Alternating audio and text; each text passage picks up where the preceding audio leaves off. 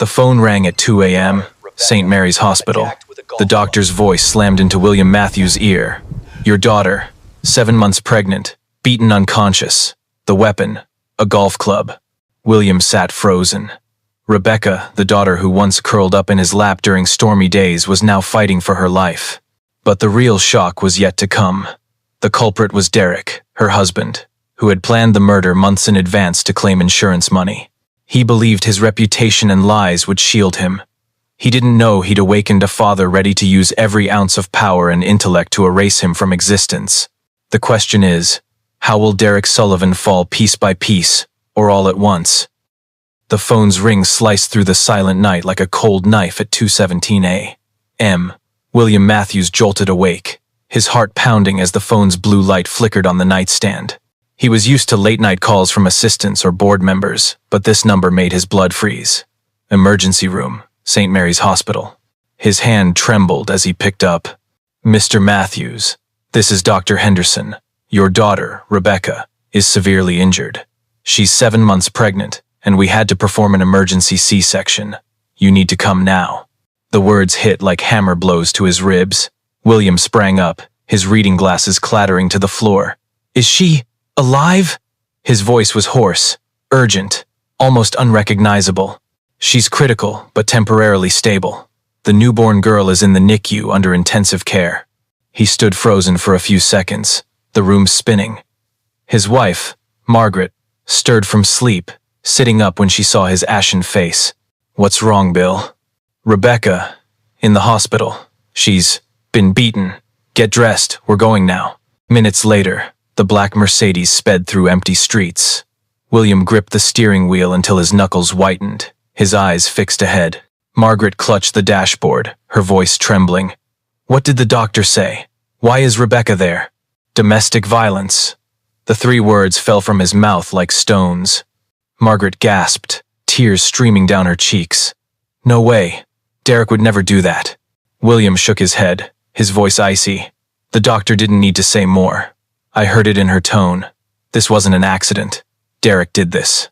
The car tore through a red light, streaking like an arrow through the dark. Never in his life had William felt so powerless. He'd made decisions affecting thousands of employees, faced global financial crises. But now, his only daughter, the girl who once held his hand through childhood storms, lay on an operating table, clinging to life. 12 minutes. That's all it took to reach St. Mary's. He screeched to a stop in front of the entrance, ignoring the no parking sign. The automatic doors slid open, the smell of antiseptic and cold air rushing in. Rebecca Sullivan, he nearly shouted at the reception desk. I'm her father, William Matthews. The nurse looked up, her eyes seasoned by too many urgent nights. Room 307, Dr. Henderson is waiting. 4. William and Margaret rushed to the elevator. The polished steel doors reflected a 8-year-old man with disheveled hair and a haggard face, not a powerful CEO, but a desperate father. Margaret gripped his hand, her eyes red. In the 3rd-floor hallway, Dr. Sarah Henderson appeared. A woman in her 40s. Her eyes blended professionalism with compassion. Mr. and Mrs. Matthews, Rebecca is awake. She's weak but asking about the baby. The baby, Margaret whispered. A premature girl. Rebecca named her Hope. She's tiny, fighting in the incubator. William's throat tightened. He couldn't speak. Only one question escaped. What happened to my daughter? Dr. Henderson led them to a small meeting room, away from prying ears. Rebecca has 3 broken ribs, a severe concussion, and internal bleeding. These injuries aren't from a fall. She was struck multiple times with a blunt object. Her husband claims it was an accident, but I've worked in the ER for 20 years. I know the difference. The world exploded in William's mind. He clenched his fists until veins bulged. Margaret sobbed, burying her face in his shoulder. Where's Derek? William growled. In the waiting room downstairs. When we discussed Rebecca's condition, he asked about insurance coverage. William took a sharp breath, but the air in his lungs was pure fire. The man he'd once thought was a decent husband cared only about insurance while his wife lay dying. They entered the hospital room. Rebecca lay there, smaller and frailer than ever. Tubes crisscrossed her body, her face swollen, a purple bruise spreading from her cheek to her neck. When she saw her parents, Her tear-filled eyes flickered, trembling as she called, "Dad." William stepped close, grasping her cold hand. He wanted to be strong, but tears welled up. "You're here, Rebecca. You're safe now." "I'm sorry," she whispered. "Sorry for causing trouble." William squeezed her hand tighter. His heart shattered hearing her apologize, a victim blaming herself for being abused. "Sweetheart, you have nothing to apologize for. Never." Rebecca turned her head away, her voice breaking. "Derek said no one would believe me, that I'm dramatic, crazy." Rage surged in William, but he swallowed it. "Not here, not now." He kissed her bruised hand gently. "We'll talk later. Right now, you just need to live." As for Derek, his eyes blazed. "I'll handle it." Downstairs in the waiting room, Derek Sullivan lounged casually, phone in hand, muttering about insurance and medical bills. He had no idea a storm had just been born. The hospital room was stark white, reeking of antiseptic. The heart monitor's steady beeps were a cold reminder that Rebecca's life hung by a thread. She lay there, her small frame melting into the sheets. Her swollen red eyes opened slightly, seeking solace in her parents' presence. William sat by the bed, his hand over hers. Her faint pulse under cold skin made him want to scream in helplessness. Margaret sat opposite, hands clasped, praying for a miracle. "Rebecca, honey, you have nothing to apologize for," William whispered. Her cracked lips trembled. "I found out Derek was seeing someone else. I confronted him, and that's when—" Her throat caught, tears spilling down the purple bruise on her cheek. William felt his heart clench. "Tell me. You don't have to hide anything." Rebecca took a shallow breath, the monitor beeping with her racing pulse. "He said I was crazy, that I made it up to ruin his career. I wouldn't stay quiet. He went to the closet, grabbed the golf club." She shuddered, her hand trembling as if feeling the blow. Margaret sobbed, covering her mouth to stifle a scream. William closed his eyes, his face tightening, fists clenching the sheets. He saw his daughter, the child who once slept with a teddy bear, now beaten by her own husband with a golf club. "He hit me, in the ribs. I heard them crack," Rebecca said, her voice barely audible. "I fell. He kept going, kicked my stomach." Margaret nearly collapsed. William reached to steady her, but his eyes stayed locked on his daughter. He said, "Maybe losing the baby would teach me not to snoop through his things." The room fell deathly silent. Those words twisted like a knife in the father's heart. William's blood boiled, but he forced himself to stay calm. This wasn't the time to act. Rebecca sobbed, her cries broken. "I believed. Maybe it was my fault. I was too jealous, too sensitive, unstable, like he said. Dad, maybe I really am crazy. William leaned forward, pressing his forehead to hers. His voice was restrained but fierce. "Listen to me, Rebecca. You're not crazy. You're not at fault. You're the victim of a coward, and I'll never let him touch you again." A faint spark flickered in Rebecca's eyes, but it dimmed as she whispered, "He has proof. Texts from a woman, Victoria Hayes. I saw them. He said I imagined it. That he's just a man women obsess over." Margaret, confused, asked, "Victoria, who is she?" Rebecca shook her head weakly. "I don't know much, but he showed me texts, photos. I believed him. I thought I was betrayed. And then, I was beaten for daring to question." William took a deep breath. In his mind, scattered pieces formed a horrific picture. Derek wasn't just a cheater. He was a manipulator, staging a charade to make his daughter the paranoid wife. And when it reached its climax, he used violence as the final act. "Rebecca," William said, his voice like thunder, "I promise you, the truth will come out, and he will pay." Rebecca nodded faintly, but fear flooded her eyes. "Dad," Derek said, "no one would believe me. He has a good job, a good reputation. I'm just a pregnant wife, weak, emotional. Dad, if I accuse him, I'll lose." William squeezed her hand, his words carved in stone. "You have me. You have Mom. And from this moment, you'll never fight alone." Footsteps echoed in the hallway. The door opened, and a man in a dark suit entered. Detective James Rodriguez. His stern face and sharp eyes spoke of experience with countless domestic violence cases. "Mr. and Mrs. Matthews, I need to speak with Rebecca privately." William stood, glancing at Margaret. He knew this moment would be painful for his daughter, but it was the start of justice. He leaned down, kissed Rebecca's forehead, and whispered, "You're stronger than you know. Tell the truth, Rebecca. I'll be right outside." As William stepped out, the door closed, and his heart felt crushed. But in his reddened eyes, a resolve ignited. Derek Sullivan had crossed the final line, and William Matthews would dismantle him legally, piece by piece. The door closed, leaving only Rebecca and Detective James Rodriguez in the hospital room. The middle-aged man, with cold eyes and a gravelly voice, carried the air of someone who'd lived through countless family tragedies. He pulled a chair close to the bed. "Rebecca," he said softly but firmly, "I'm not here to accuse you. I'm here to listen. Everything you tell me is confidential. You're not in trouble. I want the truth, not the version someone else forced you to tell." Rebecca turned her face away, eyes fixed on the white wall. Her lips trembled. "I fell down the stairs. That's all." Rodriguez sighed. He'd heard this story hundreds of times. Fell down the stairs? At 7 months pregnant? Past 10 at night? His tone carried a hint of sarcasm. "Your injuries, broken ribs, severe concussion, circular bruise on your cheek, they don't look like any fall I've seen. They look like blows from a hard, long-handled object, like a golf club." Rebecca flinched but shook her head weakly.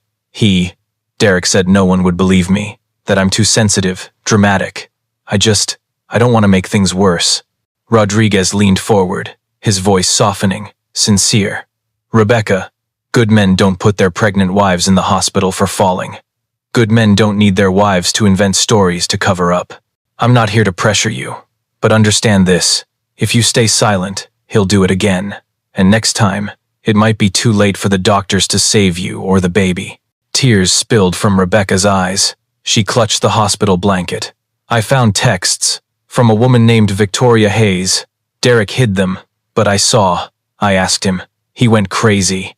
Said I was jealous, paranoid. I was ruining his life. Then, he grabbed the golf club." Rodriguez nodded, jotting in his notebook. He'd been right. The motive wasn't just a burst of anger, but a prolonged cover-up. "Where did he hit you first?" "My ribs. I heard them crack. I fell. He hit my back, then kicked my stomach. I begged for the baby." Rebecca's voice broke, choking. "What did he say when you begged?" Rodriguez asked, his grip tightening on the pen. Rebecca shuddered. "He said, maybe losing the baby would teach me not to snoop through his things." The room went dead silent. Rodriguez closed his eyes, inhaling deeply to suppress his rising anger. He'd heard cruel words, but rarely this cold. He opened his phone, showing Rebecca the screen. "We pulled footage from a neighbor's doorbell camera, 10:47 p.m. This is Derek holding a golf club, entering the house. No laundry basket. No fall down the stairs." Rebecca stared at the screen, eyes wide, hands shaking. "Oh, God. He lied to the police. And I believed it was my fault." "No," Rodriguez cut in, his voice like steel. "You're not at fault. Not one bruise on your body is your fault. This isn't a family argument. This is attempted murder." Rebecca sobbed, then, as if shedding a burden, she blurted, "He hit me twice before. Once when we were dating. Once last year. But I thought it was my fault. I was scared." Rodriguez set down his pen, his gaze unwavering. "Rebecca, you just did the most important thing. You told the truth. And I promise, we'll protect you. Derek Sullivan can't touch you anymore." Footsteps echoed in the hallway. Through the glass door, Derek's silhouette flickered, polo shirt pristine, feigning concern, pacing with a phone to his ear. His eyes darted toward the room, like a predator seeking a chance to return. Rebecca saw him, her body shrinking, face paling. "God, he's still here." Rodriguez stood, placing a hand lightly on her shoulder, his eyes resolute. "Don't worry. Now he's the one who should be afraid. You're not alone anymore." Rebecca looked at him, a faint spark of hope in her tearful eyes, fragile but real. William Matthews' dress shoes echoed on St. Mary's polished hallway. He'd just left his daughter's room, Rebecca still frail, tears staining her pillow. Her confession replayed in his mind like a blade slicing his heart. "He hit me because I found out. He said losing the baby would teach me to stay quiet." William's hands trembled, Not from fear, but from suppressed rage. A CEO accustomed to decisions that cost thousands of jobs with a nod now just a seething father. And there he stood, Derek Sullivan, leaning against the hallway wall, polo shirt neat, face feigning worry, phone hastily pocketed. Seeing William approach, Derek forced a strained smile. "Oh, Mr. Matthews, I was just about to check with the doctor about Rebecca's condition. This accident, it's awful. I wish I'd been there too." William cut him off with a steely glare. "Don't call it an accident. I know exactly what you did." Derek's smile twitched, then steadied. "I think you're misunderstanding. Rebecca, she's been unstable lately. Pregnancy stress, hormones making her paranoid. She might have said things." William stepped closer, his presence towering. "She was on an operating table when I saw her. Broken ribs, concussion, bruises everywhere. You want me to believe that was the stairs?" Derek swallowed hard, his voice smooth as honey. "The police will figure it out. I just want Rebecca safe. You know, these misunderstandings, they get blown out of proportion." William's lips curled into a cold smile. "Misunderstanding? You beat my daughter 7 months pregnant. You think you can escape with a few excuses?" Derek lowered his voice, feigning patience. "Mr. Matthews, I respect you. I love Rebecca. We can handle this privately, without courts or media. I'll cover all medical costs, any compensation." His words stopped dead. William leaned in, whispering sharply. "You just tried to bribe me, like you did with Amanda Wilson, didn't you? $43,000 to drop her restraining order 3 years ago." Derek's face paled. Panic flashed in his eyes, but he quickly regained composure. "I don't know what you're talking about." William gave a dry laugh, shaking his head. "I know everything. Your gambling debts, hidden credit cards, forged life insurance policy with Rebecca's signature. You thought you were clever, but you're just a fool who picked the wrong family to destroy."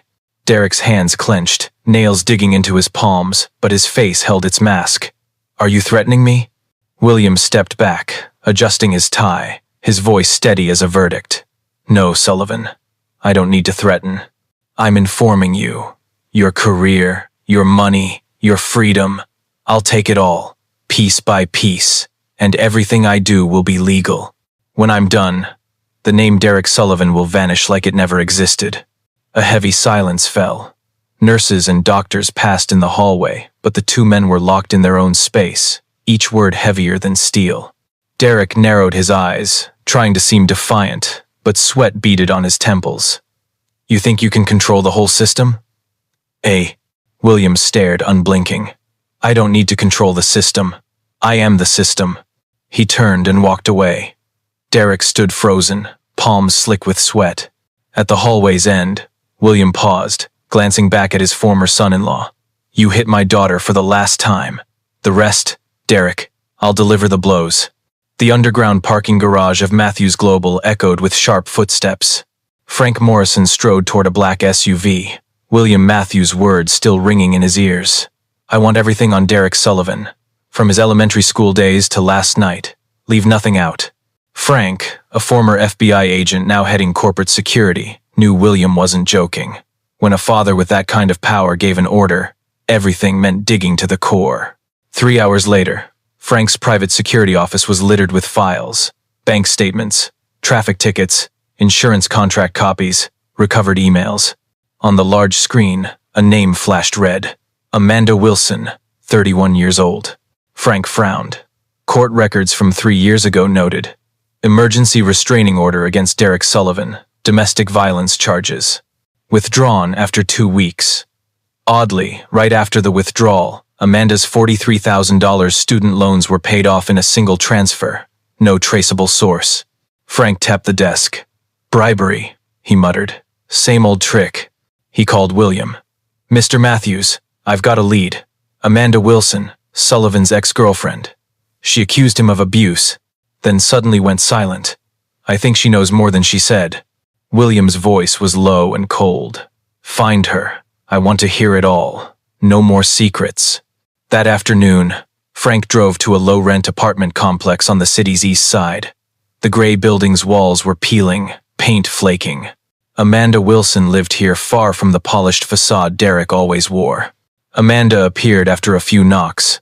Her brown hair was hastily tied, dark circles under her eyes, her posture wary, like someone who'd tasted fear. "Miss Wilson? I'm Frank Morrison.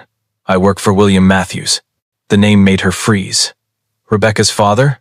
Frank nodded. "Yes. Rebecca's in the hospital, 7 months pregnant.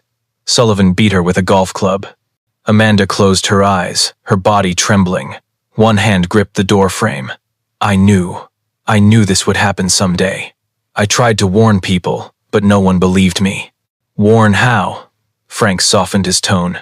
She invited him into the small, cluttered apartment, filled with books and old coffee mugs. Derek. At first, he was charming, gallant, smart, made me feel special. But 6 months in, things changed. He set rules. What I wore, who I talked to, where I went. I thought it was protective love. It was just control. Frank jotted notes silently. Her story mirrored Rebecca's. Amanda continued. "A year later, he hit me for the first time. I went to a coworker's birthday without his permission. He tracked my phone, knew exactly where I was. When I got home, he threw my phone at the wall, then pushed me down. The next time was worse. I found out he was seeing other women. When I confronted him, he hit me unconscious with a table lamp. I woke up in the hospital." She looked up, eyes red. "That's when I filed for a restraining order. But 2 weeks later, Derek found me. Not with an apology, with an offer. He knew I was drowning in student debt. He paid it off, $43,000. In exchange, I had to drop the order and stay silent. I took it. I'm ashamed of that." Frank closed his notebook, looking at her directly. "No, you're not at fault. Derek's a predator.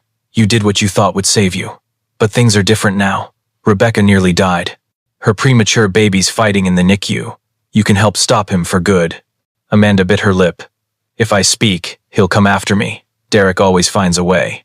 Frank leaned forward, his gaze icy. "You're not alone anymore. William Matthews isn't the kind of man Derek can threaten or bribe. He'll destroy Sullivan legally, thoroughly. The question is, are you ready to stand with justice?" A long silence. Finally, Amanda nodded, tears falling. "Yes, I've been silent too long." That evening, Frank called William. "Mr. Matthews." Amanda Wilson confirmed everything. Sullivan didn't just abuse Rebecca. He did it before with the same pattern, the same calculation. He paid to bury his past. On the other end, William stood by his office window, the city sprawling below like a chessboard. His voice was heavy but resolute. "Good. We've proven he's a serial predator, and I'll make sure this time he can't buy his way out." He gripped his glass, city lights reflecting in his eyes. Derek Sullivan made the mistake of thinking violence and money could bury the truth. He'll learn what the real weight of justice feels like. The upscale coffee shop on 5th Street glowed with warm light. People came here to seal deals or show off, unaware a conversation was about to shift a case. Frank Morrison sat at a corner table, back to the wall, eyes on the exit. Before him was a thick file, topped with a photo of Victoria Hayes. The door opened. Victoria walked in professional, in a neat blazer, blonde hair tied back, but her red eyes and faint dark circles hinted at sleepless nights. She scanned the room, spotted Frank, and hesitated. "Miss Hayes?" Frank stood, courteous but firm. "Thank you for agreeing to meet." She sat, clutching her coffee. "You said you work for William Matthews, Rebecca's father." Frank nodded. "Yes, and I'm here because he wants the truth. Rebecca's in the hospital, beaten unconscious by her husband with a golf club.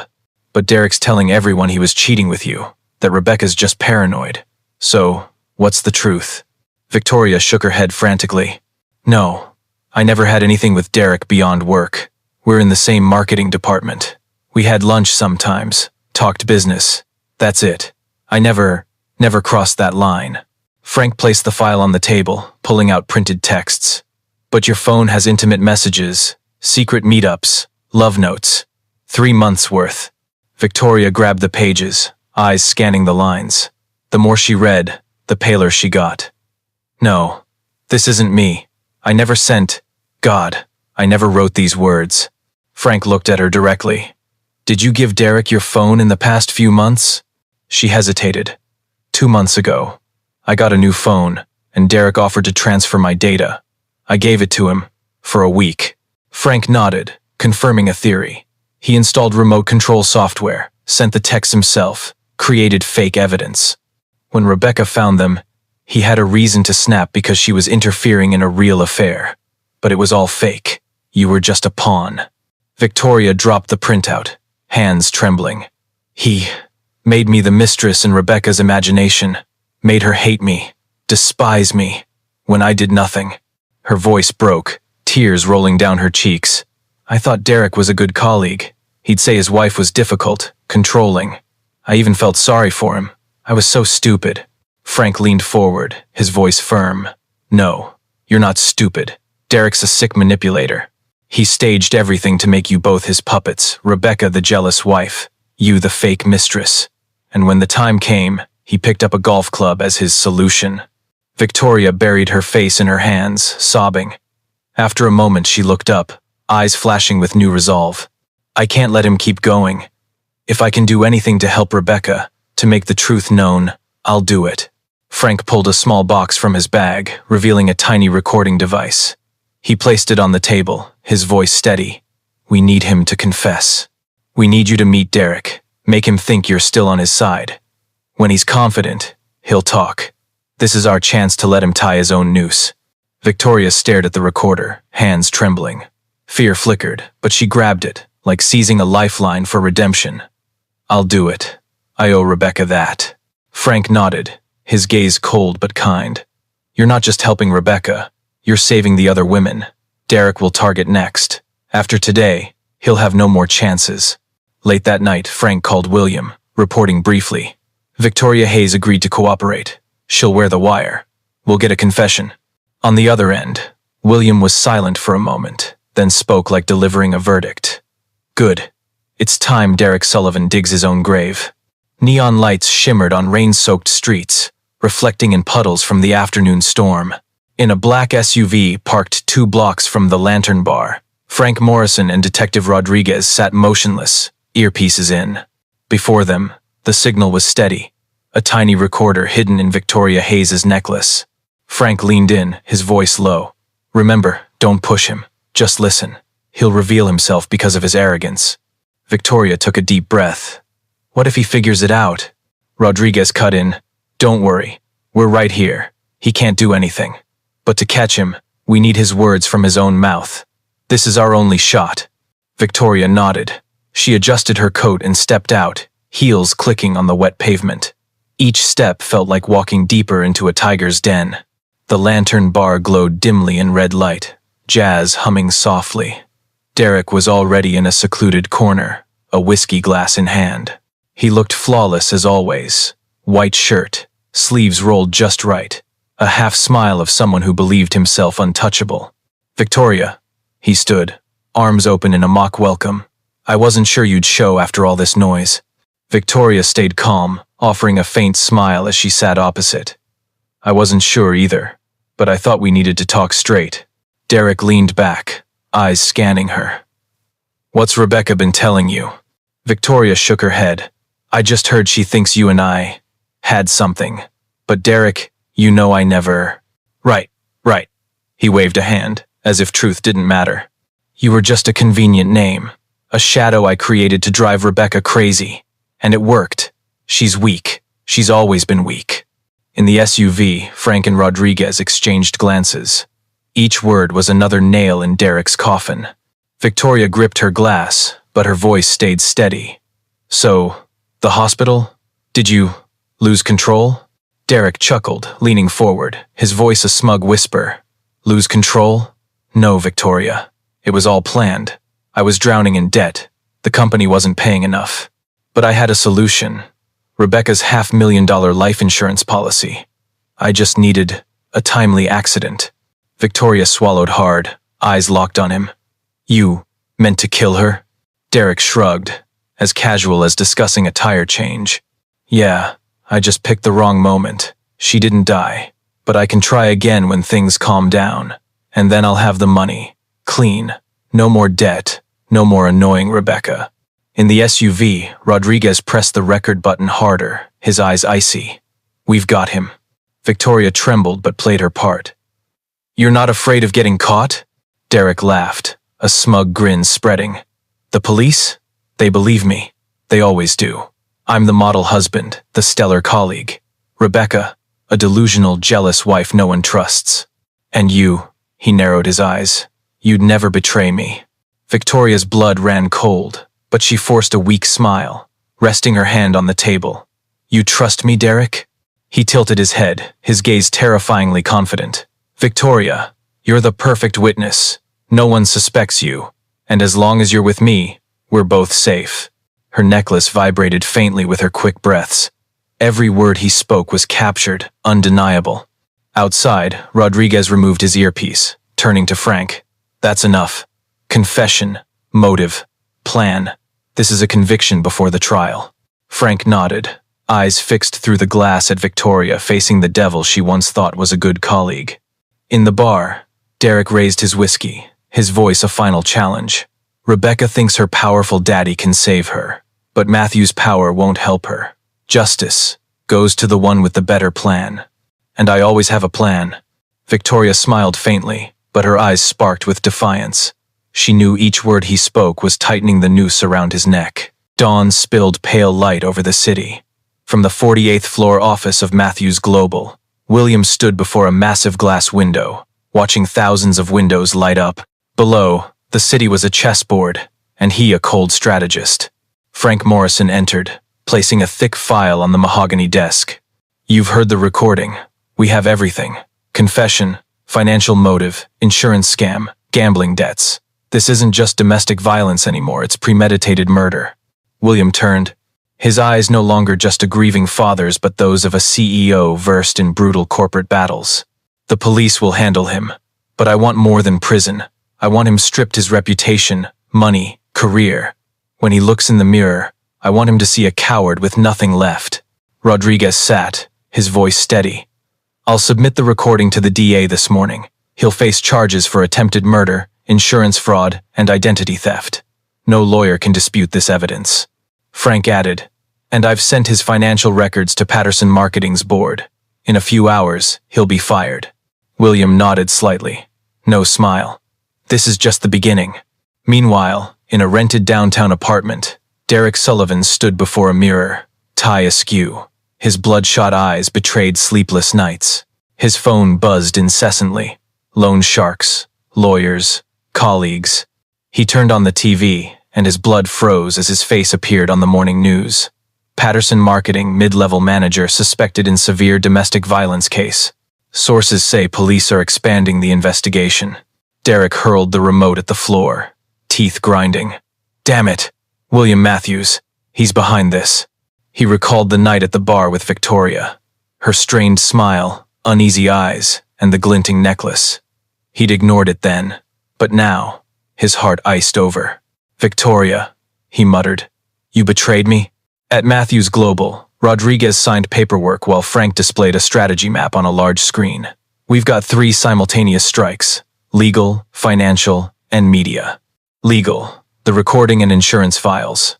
Financial, company firing, assets frozen. Media, I've arranged an exclusive interview for Rebecca, under security protection." William sat slowly, his voice like a machine. "Let the city know who Derek Sullivan really is. The man who beat his pregnant wife with a golf club, who planned to kill for insurance money. I want no one to hire him, touch him, or trust him. When he looks around, he'll see only collapsing walls." Rodriguez nodded. "He'll be locked up, but I think you want more." William stared at the horizon, eyes like steel. "I want him erased, not just from my daughter's life, from the society he thought he could manipulate." In his dim apartment, Derek opened his laptop. He drafted an email to a high-profile lawyer, hoping to salvage something. Before he could send it, a notification popped up. Bank account frozen. He slammed the desk. No way. Another call rang. A loan shark. He heard a cold voice. "Derek, I've been patient enough. You've got 48 hours. If not, your limbs won't stay intact." Derek trembled, sweating coldly. His world was closing in. Back at Matthews Global, Frank took a call. "Latest news. Patterson Marketing fired Derek. The press is running with it. And his loan sharks, They're closing in. He's cornered. William closed his eyes, seeing Rebecca holding baby Hope in the hospital, her eyes still haunted. That image hardened his voice. Let him struggle. The more a fish fights in the net, the faster it exhausts itself. And when he thinks he has one last way out, he opened his eyes, gaze icy. We'll slam it shut. In his apartment, Derek dialed Victoria. She didn't answer. He left a message, voice trembling but arrogant. Victoria, we need to talk. You don't understand. This was all for us. If you betray me, I'll drag you down with me. Trust me. Across the city, in a hotel room under security watch, Victoria listened to the message, face paling. Rodriguez reassured her. Don't worry. He's just desperate. He has no power left. But in Victoria's eyes, fear lingered. She knew a desperate man was the most dangerous. Rain fell heavily, neon lights blurring into streaks on the streets.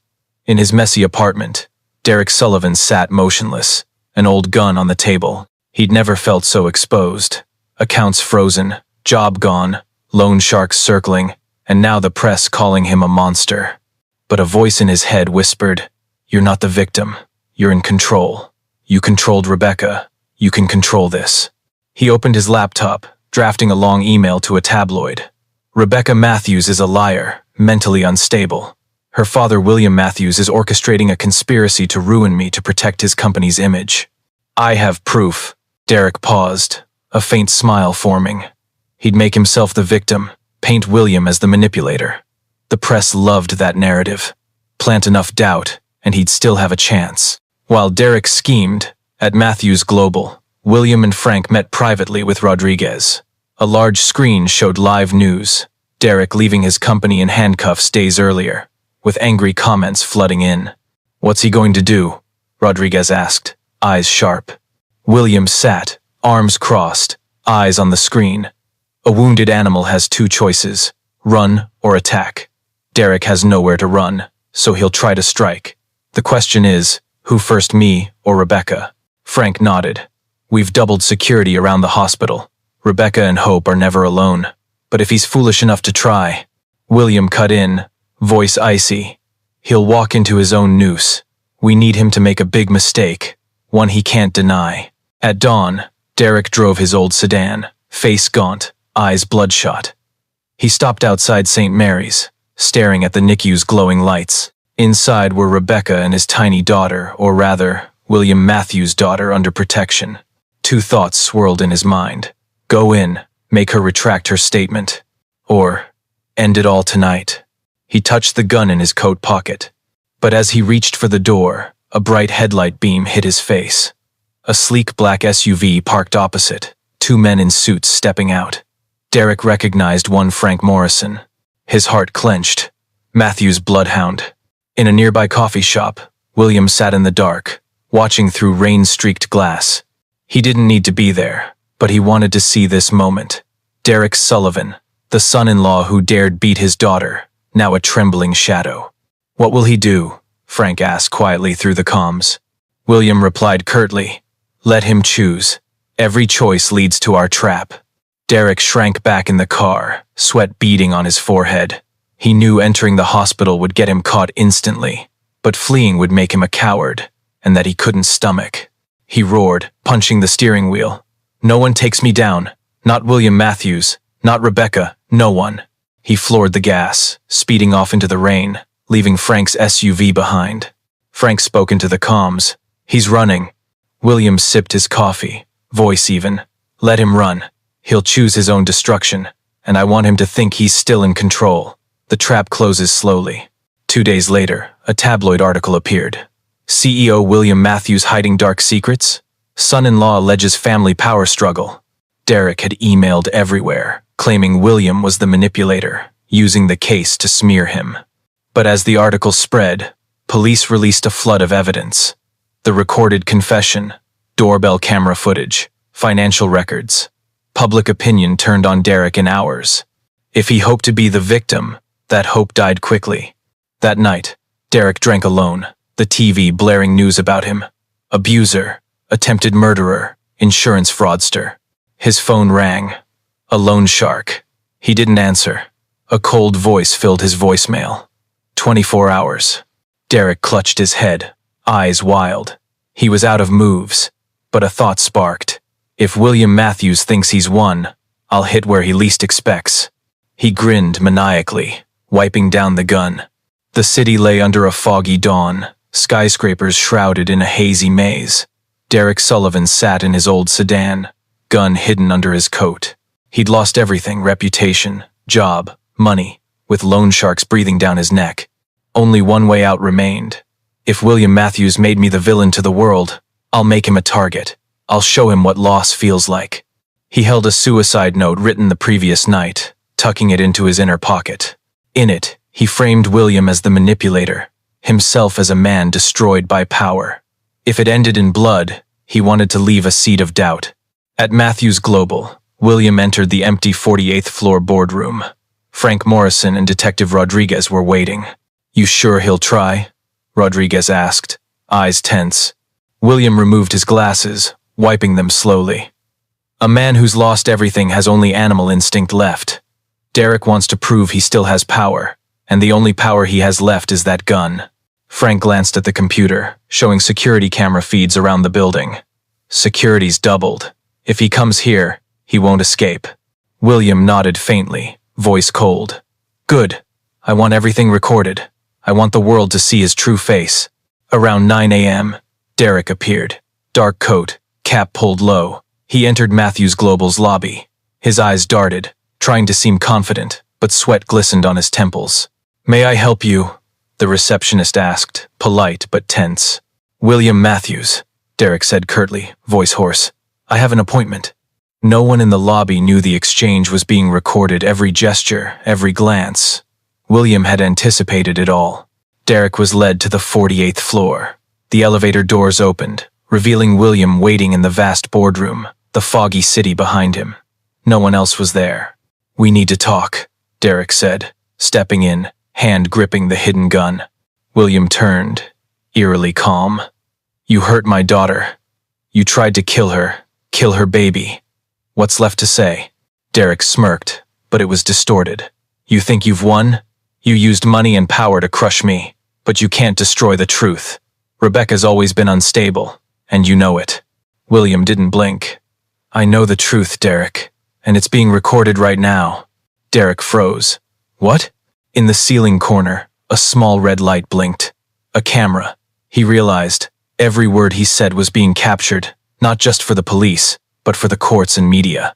Blood rushed to Derek's face. He yanked out the gun.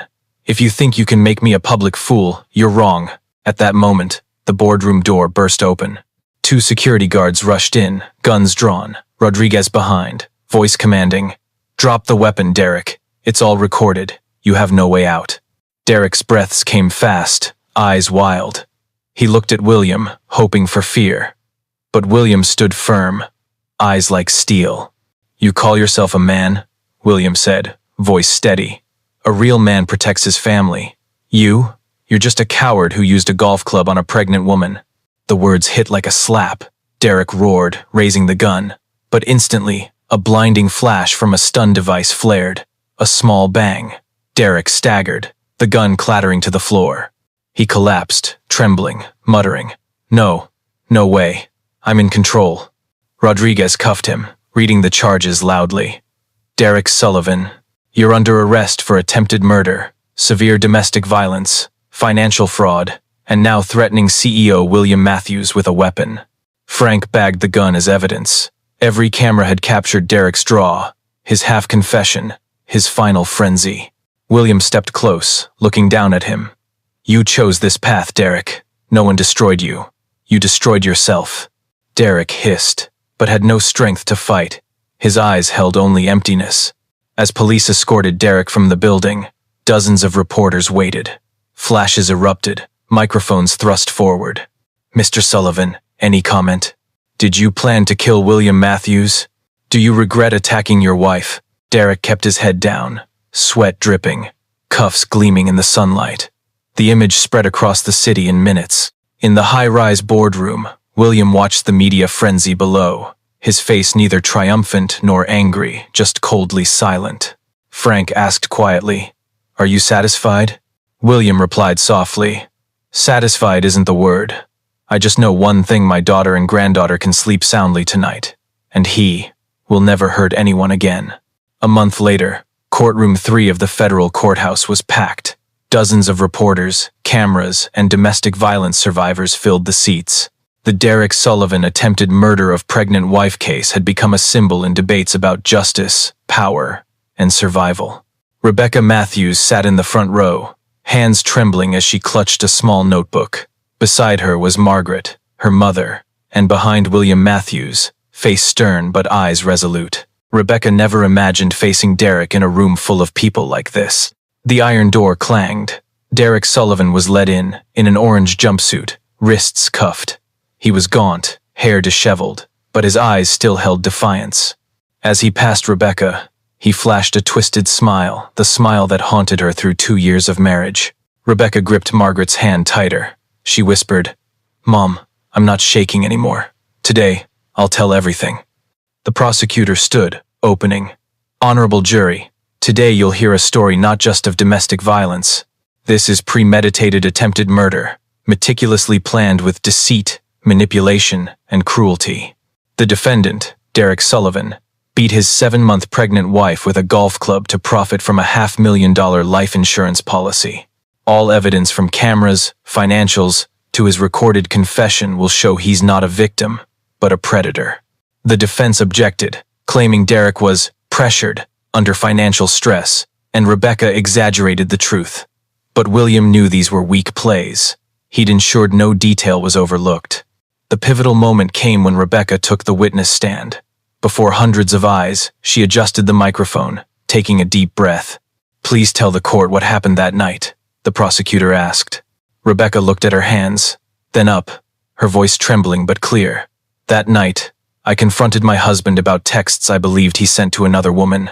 He got angry, called me crazy and jealous. Then he grabbed a golf club from the closet and hit me 3 times in the ribs, once in the back.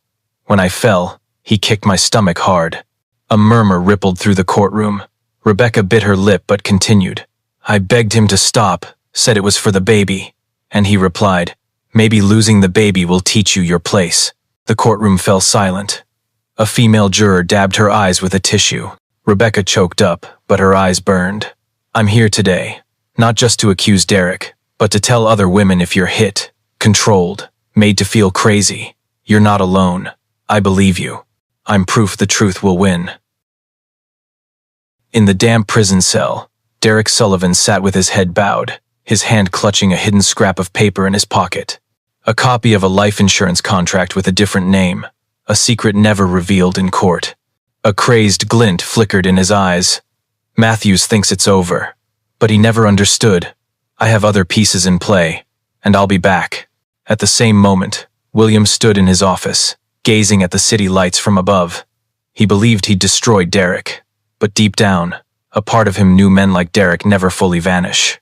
The camera pulls back, the city glowing brightly, but lurking in the shadows.